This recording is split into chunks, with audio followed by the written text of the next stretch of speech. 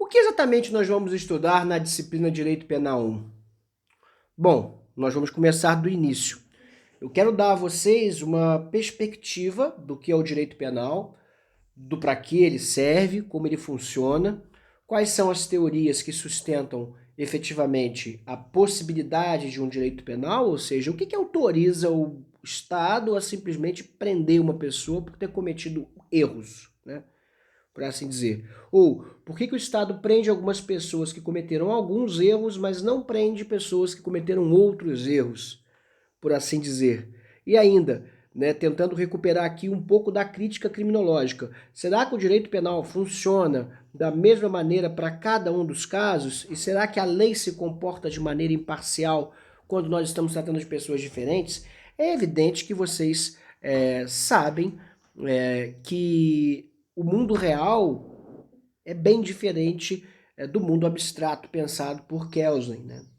E efetivamente, aqui eu quero abordar mais enfaticamente a dogmática, ou seja, esse mundo idealizado do direito, sem me eximir efetivamente, é claro, das críticas a uma certa abstratividade, a um certo abstrativismo que o próprio direito penal acaba muitas vezes por criar do ponto de vista da sua retórica imaginada, ou do ponto de vista da sua do ponto de vista da sua teoria abstrata. Dentro da abstratividade do direito penal, nós vamos estudar os discursos que o fundamentam, como, por exemplo, o discurso da proteção ao bem jurídico penal, né? A ideia de que as proibições protegem as pessoas dos comportamentos proibidos, ou seja, a regra que proíbe o homicídio está a proteger a vida das pessoas. A regra que proíbe o furto está a proteger a propriedade das pessoas e a regra que proíbe o estupro está a proteger a dignidade e a liberdade sexual das pessoas. Essa ideia de que existe um bem a ser protegido por uma norma que cria uma proibição de que esse bem seja agredido. Vamos trabalhar com essa concepção bastante interessante e bastante curiosa, já que, antecipando aqui talvez uma das críticas que eu pretendo fazer, é justamente quando o bem jurídico é violado é que a norma do direito penal vai ser acionada. É como se essa proteção ela fosse sempre tardia, um airbag que só se abre depois que o rosto do condutor se chocou contra o volante.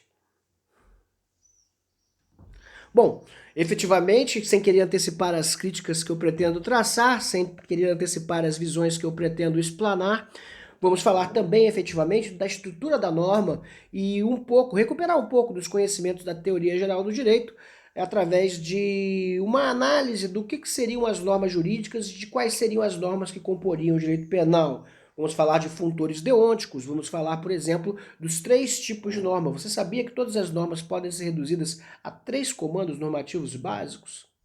Bom, nós veremos isso a seu próprio tempo e eu não quero aqui efetivamente antecipar o recheio do bolo. Por enquanto, vocês estão vendo esse recheio apenas na imaginação. Vocês estão aqui efetivamente olhando a cobertura, porque nós estamos aqui fazendo a apresentação da ementa, lembre-se disso.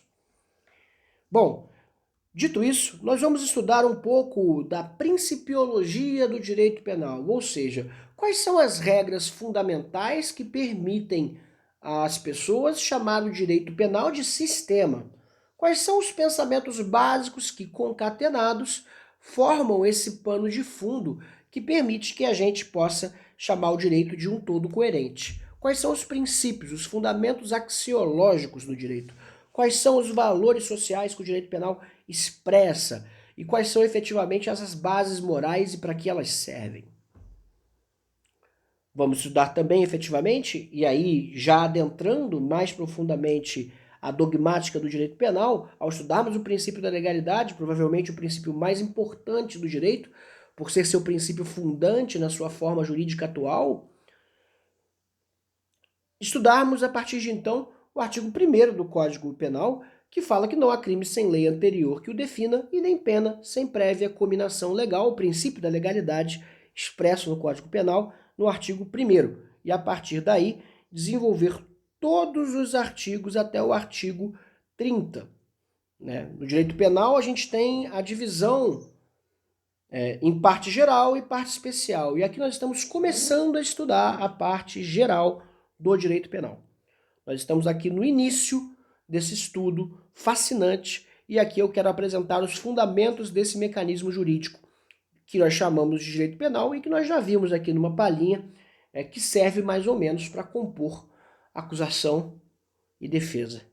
Serve mais ou menos para compor as regras do debate, delimitar o ringue onde esse onde esse embate vai acontecer e efetivamente listar os golpes permitidos, os golpes proibidos, e aí efetivamente nós vamos estudar o que é essa materialidade, o que é efetivamente esse aspecto material do direito penal, deixando para estudar mais à frente, nos períodos mais avançados do curso, o que seria o direito processual penal.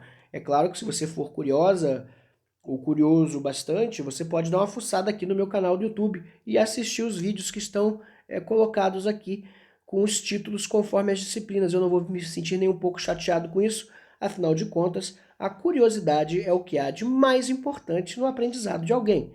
Se você não está ansioso para saber, dificilmente você chegará a saber. Guardem isso.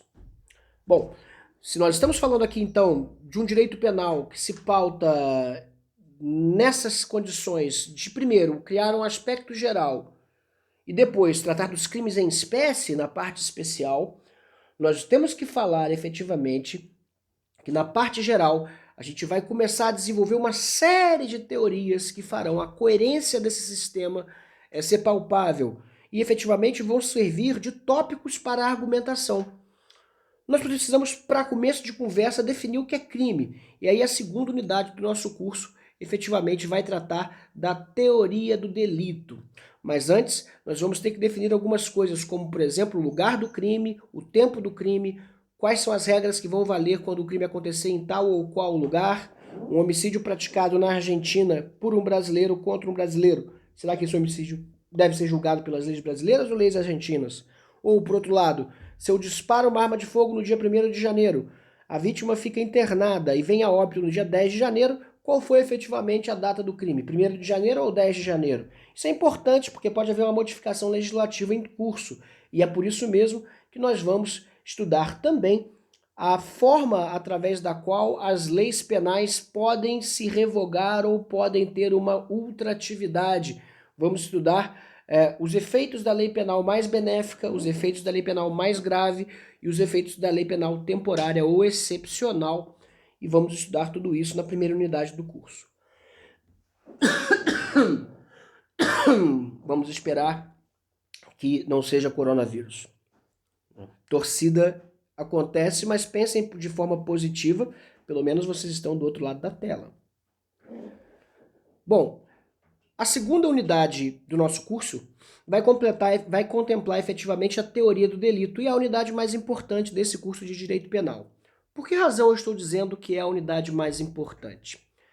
Porque é aqui que nós vamos conceituar de maneira objetiva o que é o crime, nós vamos conceituar de maneira objetiva o que é efetivamente esse fenômeno. Aqui nós vamos nos afastar das concepções criminológicas e vamos nos aproximar das concepções dogmático-jurídicas, né? E vamos estudar as teorias que tentaram tornar objetiva essa conceituação. Vamos tratar das teorias que tentaram, de maneira diferente, objetivar esse conceito de crime, aqui dado como um fato típico, ilícito e culpável. E aí nós vamos estudar efetivamente a tipicidade e seus componentes, a ilicitude e seus componentes e a culpabilidade e seus componentes. De fato, trabalhando aqui com a concepção de que o fato típico...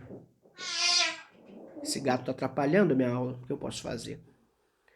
O fato típico vai efetivamente contemplar, num primeiro momento, a tipicidade. Depois, vamos estudar a relação de nexo causal, ou seja, será que esse fato praticado pode ser ligado a um resultado? Né? Será que o fato A causou o resultado B? Nós vamos estudar, efetivamente, a conduta do agente. Será que esse agente agiu de forma consciente, voluntária e finalisticamente dirigida? Ou será que ele estava hipnotizado? Vamos estudar o dolo e a culpa, o elemento subjetivo dos tipos penais, aspecto muito importante da disciplina, sobretudo para que a gente possa caracterizar o crime, tipificar o crime dentro do nosso sistema jurídico. E, por outro lado, também a culpa, né? O dolo, a vontade de praticar o delito ou a indiferença pelo resultado quando era previsível. Né? E aí o agente age de maneira a assumir o risco, por assim dizer. Ou a culpa, quando o agente age por imprudência, negligência ou imperícia, diferenciando aqui cada um desses casos. Vamos estudar os aspectos da licitude e da ilicitude e as suas excludentes: estado de necessidade, legítima defesa, estrito cumprimento do dever legal, exercício regular do direito, e uma quinta excludente da ilicitude chamada causa supralegal de exclusão da ilicitude ou consentimento do ofendido. Vamos estudar, por fim, a culpabilidade do agente, em seus variados aspectos, as exclusões da culpabilidade do agente. Vamos estudar o erro no direito penal, ou seja, o que é a conduta de alguém que age com erro. E aí eu quero retomar o exemplo do vídeo anterior em que alguém agiu com erro sobre as discriminantes putativas. Isso tudo dá no nosso objeto de estudo. Né? Vamos estudar a culpabilidade, vamos estudar efetivamente a imputabilidade penal, o potencial conhecimento da ilicitude, a exigibilidade ou a inexigibilidade de conduta diversa, as causas de exclusão da culpabilidade e, por fim, nós vamos encerrar o nosso semestre estudando autoria e participação, ou seja, o concurso de pessoas, quando mais de uma pessoa se envolve na realização dos delitos. Certo, pessoal?